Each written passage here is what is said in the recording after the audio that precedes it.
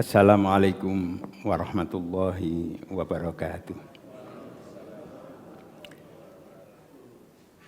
Bismillah, alhamdulillah, wa syukrulillah, wassalatu wassalamu ala rasulillah, Sayyidina wa maulana Muhammad ibni Abdillah, wa ala alihi wa ashabihi wa mawalah, la hawla wa la quwwata illa billah wa ba'd. Hadirin sekalian, jamaah sholat subuh yang dirahmati oleh Allah Subhanahu wa Ta'ala.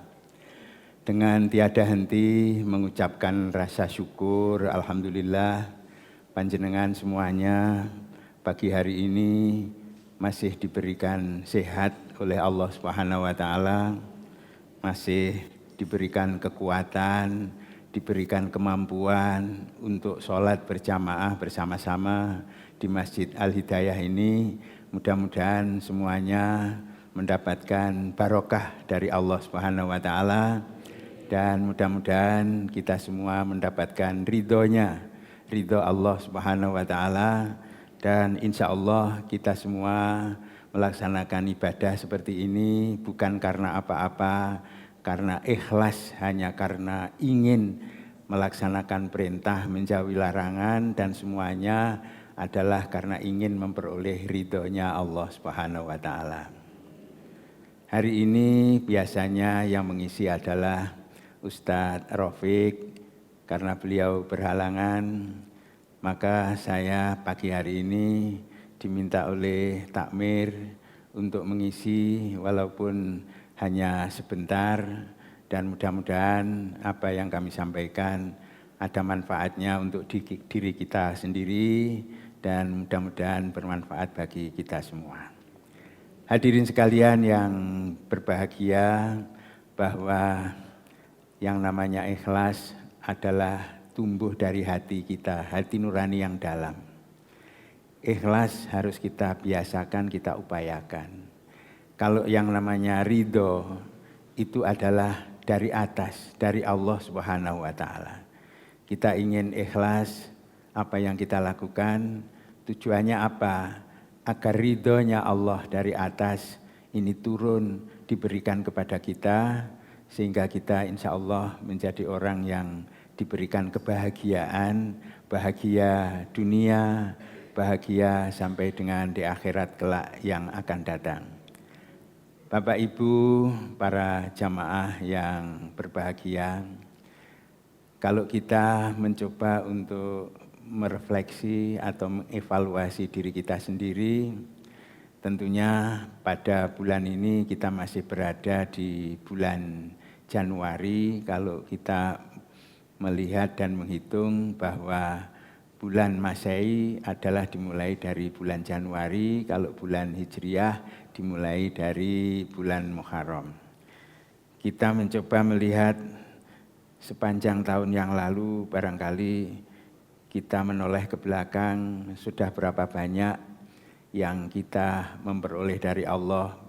Mungkin banyak kebahagiaan yang diberikan, mungkin banyak keberhasilan yang diberikan, dan mungkin tidak sedikit pula kita menengok ke belakang, tentunya cobaan ternyata juga ada, juga banyak. Dan kesusahan ternyata juga ada, juga banyak. Nah, hal-hal seperti ini tentunya harus menjadi muhasabah. Muhasabah itu artinya kita mengevaluasi diri kita sendiri. Yang sudah baik, mari kita lanjut. Yang kurang kita lengkapi. Yang masih jelek-jelek kita tinggalkan. Kita mencoba ke depan, mari kita melakukan hal-hal yang baik.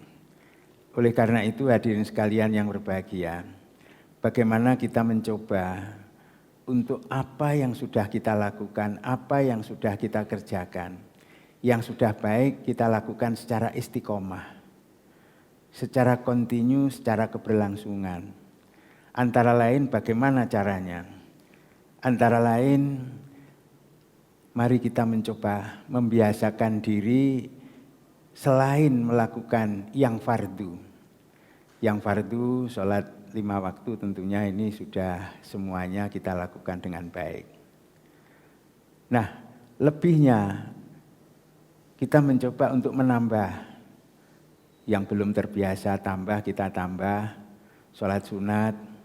Dan sholat sunat yang paling afdol, yang paling baik, yang paling utama, menurut sabda Rasulullah Shallallahu Alaihi Wasallam adalah sholatul lail.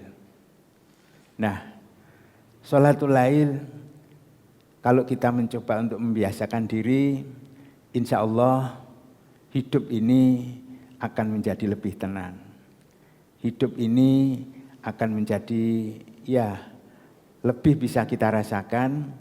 Karena di saat orang-orang pada tidur nyenyak, tapi kita dibangunkan, biasanya di masjid ini dibangunkan setiap jam 3 untuk sholat yang namanya sholat tahajud. Di dalam Al-Quran kan disebutkan, wa minal laili fatahajjat bihi nafilatan lak asa ayyab'asaka rabbuka maqamam mahmuda. Aqimis sholah liduluki syamsi ila ghosakil lail, ayat sebelumnya wa qur'anal fajr inna qur'anal fajri kana masyhuda. Jadi kalau kita membiasakan diri untuk sholat sunat yang afdol, ya sholatul lail kita lakukan, kita kerjakan, insya Allah firman Allah dalam Al-Quran yang tadi sudah saya sebutkan, maka akan mendapatkan maqamam mahmudah, tempat yang mulia, tempat yang sangat terpuji di hadapan Allah Subhanahu wa taala. Nah, kalau ini kita bisa lakukan, antara lain banyak sekali manfaatnya. Manfaatnya insya Allah kita akan diberi sehat oleh Allah. Karena pada saat-saat itu maka fisik kita gerakkan, fisik kita untuk kita lakukan ada kegiatan-kegiatan secara fisik sehingga Allah akan memberikan kesehatan. Insya Allah seperti itu. Dan insya Allah pula akan diberikan umur yang panjang, umur yang barokah, dan umur yang manfaat. Kalau ini kita bisa lakukan secara istiqomah, secara kontinu, setiap saat. Bagi kita terutama yang sudah lansia-lansia, jangan sampai kita sia-siakan waktu. Karena kalau hitungan itu orang kalau wah ini sudah 2023, kita sudah tambah umurnya, begitu seterusnya. Itu hitungan. Tapi hakikatnya kesempatan untuk ibadah, kesempatan untuk berbuat baik, maka menjadi berkurang sebenarnya. Karena kita enggak tahu sampai berapa lama kita diberikan jatah kehidupan oleh Allah Subhanahu wa taala. Enggak tahu, karena Allah berfirman dalam Al-Qur'an, fi ayyi ardin tamut, di mana kamu di bumi ini akan meninggal, enggak tahu. Wa madza taksibu ghoda, juga enggak. Rezeki apa yang akan diberikan oleh Allah hari esok, hari lusa, juga enggak tahu. Dalam surat Al-Luqman ayat terakhir di situ sebutkan hal-hal yang kita tidak tahu apa yang terjadi hari esok. Hadirin sekalian yang dirahmati oleh Allah Subhanahu wa taala, itu antara lain beberapa manfaat, antara lain kalau kita melakukan secara istiqomah bisa melakukan sunnah-sunnah yang lain. Dan sunnah yang lain bukan hanya sholatul lail, tapi banyak. Tapi kalau yang paling utama sholat sunat adalah sholatul lail. Kemudian berikutnya kita memperbanyak istighfar. Kita memperbanyak istighfar.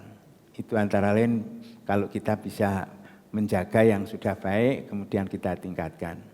Istighfar adalah mohon ampun kepada Allah Subhanahu wa taala, dan di dalam Al-Qur'an disebutkan wabil asharihum yastaghfirun. Waktu-waktu yang paling hebat untuk kita melakukan istighfar adalah di hari-hari sebelum kita memasuki waktu subuh. Kalau kita sudah istiqomah sholatul lail, kemudian sambil menunggu menjelang waktu subuh, kita istighfar kepada Allah Subhanahu wa taala. Wabil asharihum yastaghfirun. Kita istighfar itu adalah astagfirullahaladzim, astagfirullahaladzim, astagfirullahaladzim, li wali walidayya wali ashabil huquqi, dan seterusnya. Dan istighfar yang paling bagus adalah Allahumma anta rabbi la ilaha illa anta khalaqtani, dan seterusnya. Ini hal-hal yang diajarkan oleh Rasulullah Sallallahu Alaihi Wasallam untuk menjaga istiqomah kita dan untuk menjaga apa yang sudah baik agar kita bisa lanjut. Hadirin sekalian yang berbahagia. Yang ketiga yaitu kita birrul walidain. Kita berbuat baik terhadap orang tua, terutama bagi yang masih punya orang tua, itu kita berbuat baik. Kalau memang sakit kita rawat, kalau memang butuh apa kita mencoba untuk bisa memenuhi, jangan kemudian malah ditinggal, itu enggak baik. Diserahkan ke panti asuhan, enggak baik. Kalau masih punya orang tua, mari kita mencoba untuk membalas dengan sebaik-baiknya. Itu kalau masih ada, kalau enggak ada, kita selalu mendoakan. Setiap habis sholat, kita selalu mendoakan bahwa amal-amal ibadahnya mudah-mudahan diterima, dosanya diampuni. Setelah sholat kita selalu mendoakan, Allahumma firli wali walidayya, dan seterusnya. Ini ajaran-ajaran yang barangkali bisa menjadikan kehidupan kita ini menjadi hidup yang lebih tenang, menjadi hidup yang lebih bahagia, menjadi hidup yang boleh dikatakan kita berumah tangga ini menjadi rumah tangga yang sakinah, mawaddah, warahmah. Hadirin sekalian yang dirahmati oleh Allah Subhanahu wa taala. Tetapi ada hal-hal yang merusak apa yang sudah kita lakukan. Ini harus kita hindari. Kalau tadi untuk menjaga kontinuitas yang sudah baik, tapi yang merusak juga banyak. Kadang-kadang kita lupa. Yang merusak amal ibadah yang sudah baik, yang sudah terbiasa kita lakukan, itu antara lain yang pertama, al-istighol bi'iyubin nas. Orang yang sibuk sibuk untuk mencari kesalahan dan kekurangan orang lain.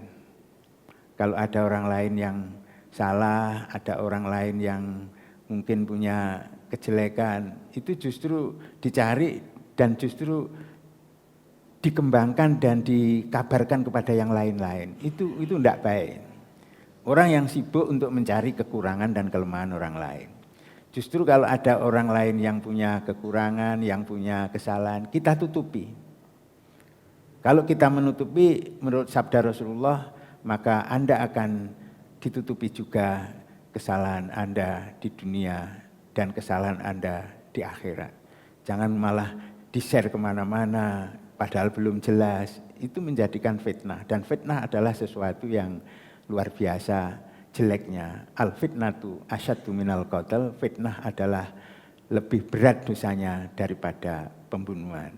Nah, di era digitalisasi seperti ini, yang namanya nge-share itu kadang-kadang belum jelas, kadang-kadang itu fitnah, kita lanjut, kita sebar kemana-mana, dosa kita tambah banyak. Jangan, tidak baik. Itu yang disebut al-istighol bi'uyubin nas. Selalu sibuk mencari kekurangan dan kesalahan orang lain yang kemudian disebar kemana-mana, di-share kemana-mana, itu adalah merupakan satu fitnah. Kemudian berikutnya yang bisa merusak amal kita, yaitu yang disebut dengan zalim yang tiada henti. Zalim yang tiada henti. Zalim itu bukan kepada orang lain saja, tapi pada diri kita sendiri bisa kita membuat zalim. Apa contohnya? Kita menzalimi diri kita sendiri. Nah, ini terutama anak-anak muda karena pengaruh minum-minuman keras, kena narkoba, kemudian juga ikut apa yang namanya balapan liar yang enggak jelas. Ini orang tua bertanggung jawab untuk memberikan bagaimana pendidikan yang baik. Itu menzalimi dirinya sendiri. Minum-minuman, dirinya rusak, kemudian juga menjadi enggak jelas, model pemikirannya juga menjadi kemana-mana. Lah ini menzalimi diri sendiri. Termasuk kalau bisa Ini kita hindari, apalagi mendolimi orang lain. Mendolimi orang lain tentunya orang yang sebenarnya tidak berbuat, dikatakan berbuat. Orang yang sebenarnya baik, dikatakan tidak baik. Ini mendolimi orang lain. Dan orang yang didolimi kalau berdoa, maka menurut sabda Rasulullah ada 3 doa yang tidak akan ditolak. Pertama, doanya orang yang didolimi. Orang kalau didolimi terus berdoa, doanya jelek. Kalau dikabulkan, itu luar biasa. Yang kedua, doanya orang yang puasa. Orang puasa Ramadan khususnya, doanya adalah makbul.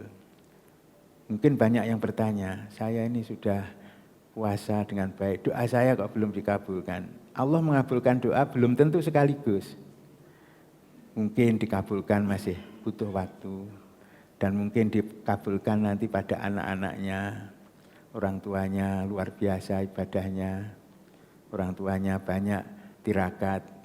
Tetapi anak-anaknya yang dikabulkan oleh Allah, anak-anaknya menjadi anak-anak yang baik, anak-anak yang sukses, anak-anak yang soleh, bisa terjadi seperti itu. Karena apa yang kita katakan bahwa itu baik, belum tentu baik menurut Allah. Apa yang kita lakukan ternyata menurut kita, waduh saya kok kecewa, saya kok begini, saya kok begitu. Mungkin menurut Allah Subhanahu wa Ta'ala itu yang baik. Makanya tumbuhkan rasa ikhlas. Apa yang diterima dari Yang Maha Kuasa, kita ikhlas menerimanya, kemudian kita pasrah, dan itu adalah yang terbaik. Dan pasti ada hikmahnya, semuanya pasti ada hikmahnya kalau kita bisa menerima dengan ikhlas. Karena apa? Karena Allah berfirman dalam Al-Quran, Rabbana ma khalaqta hadza batila, subhanaka faqina adzabannar. Maha suci Engkau, ya Allah, apa yang Engkau ciptakan, semua tidak ada yang sia-sia. Semuanya pasti ada hikmah yang terkandung di dalamnya.